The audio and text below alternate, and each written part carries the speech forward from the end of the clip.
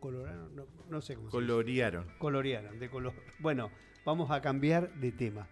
La desclasificación de los archivos de Jeffrey Epstein durante, bueno, una de las promesas de campaña de Donald Trump ha mostrado millones de documentos en video, fotografías, escritos y también había una especie de conspiración contra el Papa Francisco.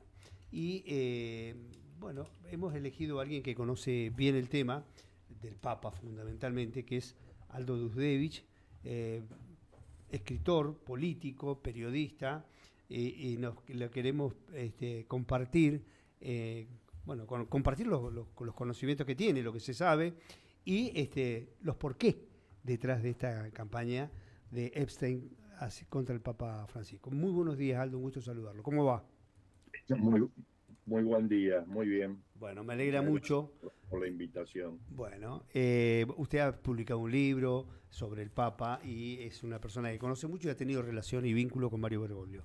Le queríamos consultar acerca de todo esto y además, digamos, siempre existió una especie de teoría de conspiración de parte de la Iglesia conservadora, digamos, de aquellos que fueron perdiendo poder con Bergoglio y mucho tenían que ver con un manejo en el mundo de la finanza, el caso Ambrosiano, el abuso de menores, bueno, una cantidad de cosas que ensombrecieron a la cúpula de la Iglesia Católica y que Bergoglio, con su estilo, su personalidad, empezó a desbrozar y a desmontar esos círculos de poder y bueno, también ha recibido muchas críticas, ¿no? Se ha trabajado muy en contra de él.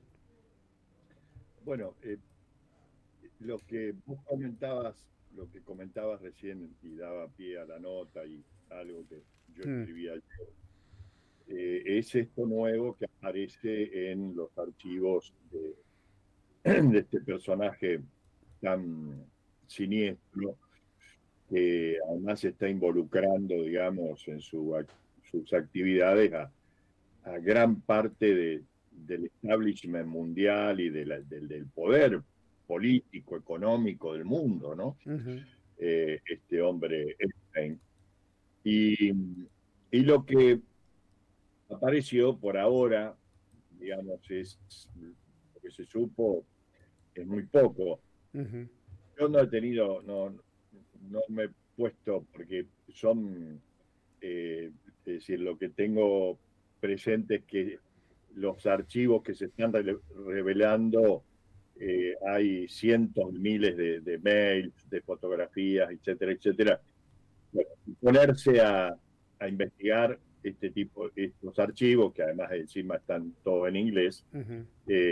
no es tarea fácil. Así que probablemente haya más cosas allí que todavía no hayan salido a la luz, pero esto es una investigación que reveló la periodista del Vaticano, Eliseta Piqué, el día, hace un par de días, Ajá. en el diario La Nación, donde encontró que en la correspondencia de Epstein hay correspondencia con un personaje llamado Steve Bannon, Sí.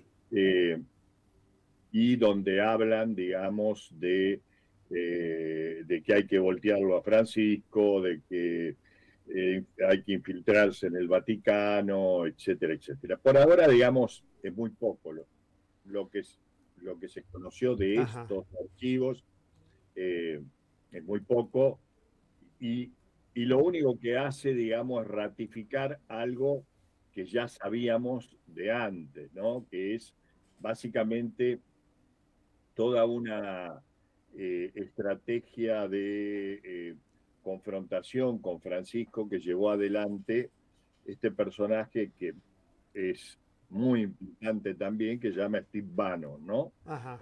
Steve Bannon es el ideólogo de la nueva derecha del mundo. Ha sido el ideólogo de Trump, ha sido el ideólogo de Bolsonaro, de de los movimientos de Vox, el movimiento de la nueva derecha española, de Salvini en Italia. Digo, es un Sí. hombre que ha ido construyendo a través de, es un hombre de los medios de comunicación, Ujú. pero que se adelantó, digamos, a lo que nosotros empezamos a ver mucho después, que era el poder que tenían las redes, y empezó a construir a través de las redes un, una suerte de plataforma política general de la nueva derecha que luego ha, ha sido utilizada, digamos, por los distintos personajes que aparecen para candidatearse, digamos, en alguno de esos, en cada uno de los países, ¿no? Y, y bueno, y Bannon lo tenía apuntado a Francisco. ¿Y por qué lo tenía apuntado a Francisco? Bueno, porque tal vez era era el único, no uno de los pocos, sino que era el único en ese momento, y bueno, ahora ya no está más, ¿no? Ujú. Eh, Era el único líder mundial con poder, digamos, con protagonismo importante, que estaba sosteniendo principios de solidaridad, eh, de, de construir una sociedad más igualitaria, etcétera, etcétera. Era el único líder en el mundo. Entonces, Bannon, en esta idea de construcción y de llevar por delante Ujú. todo aquello que no respondiera a su pensamiento, bueno, Francisco era un gran obstáculo y él lo tenía apuntado y realizó, digamos, distintos tipos de operaciones a través de obispos de Estados Unidos, un tal Viganó, que en su momento presentó una carta pidiendo la destitución del Papa porque era el representante del diablo, qué sé yo. Eh, bueno, y esto, yo tuve dos reuniones largas con Francisco en Roma en forma privada. La segunda reunión en 2019, la, el nombre de Steve Bannon me lo comentó él. Yo ya había escuchado algo, pero él me lo puso me hizo el comentario, ¿no? O sea que él lo tenía muy presente de que este personaje estaba activando y operando en contra de él.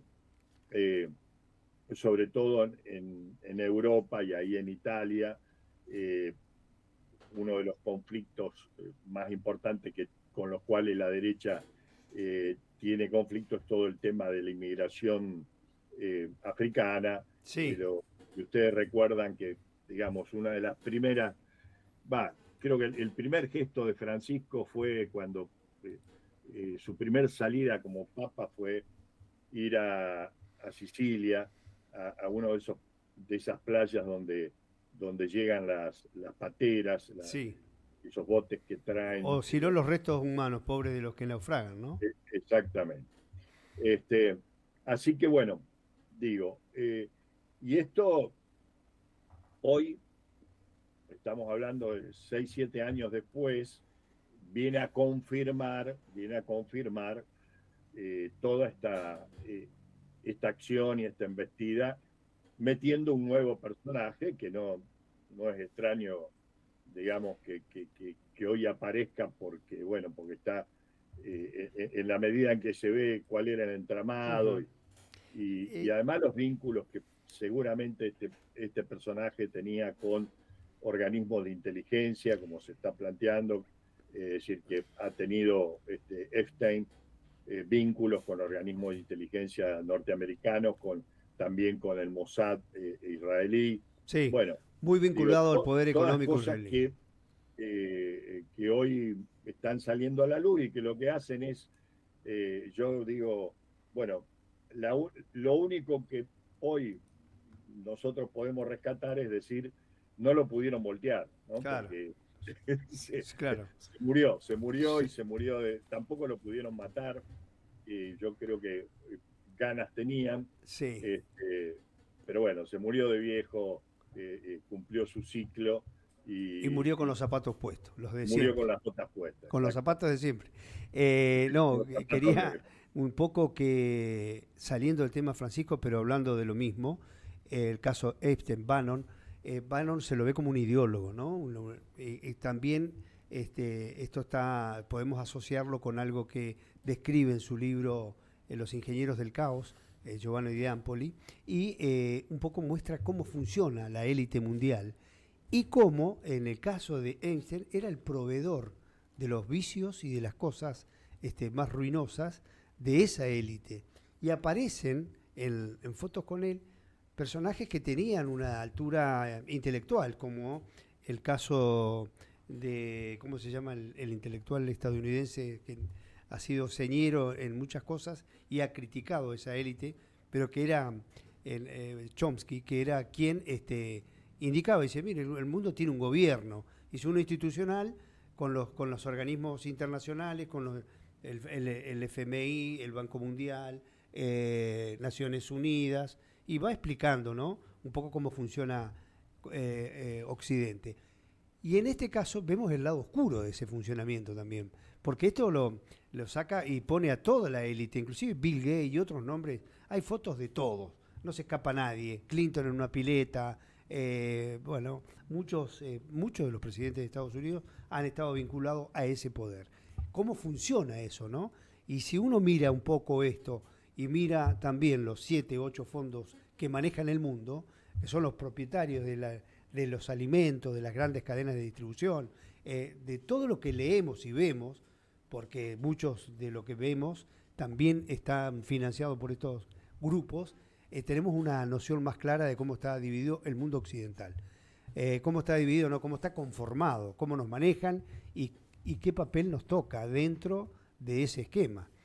Justamente ahora cuando aflora la competencia con China, se empieza a ver cómo es el nuevo reparto del mundo, todas estas cuestiones que van saliendo a la luz, afortunadamente van enseñándonos cosas que no sé si hay este grado de politización que tuvo tu generación o la mía con respecto a lo que era y cómo funcionaba el imperialismo, ¿no? Creo que no hay una conciencia ni cercana a lo que fue aquello, ¿no? En ese momento en que hay un descubrimiento que es en la etapa de descolonización africana más que nada. Pero bueno, un poco nos muestra esto, cómo funciona el poder y la perversión de ese poder.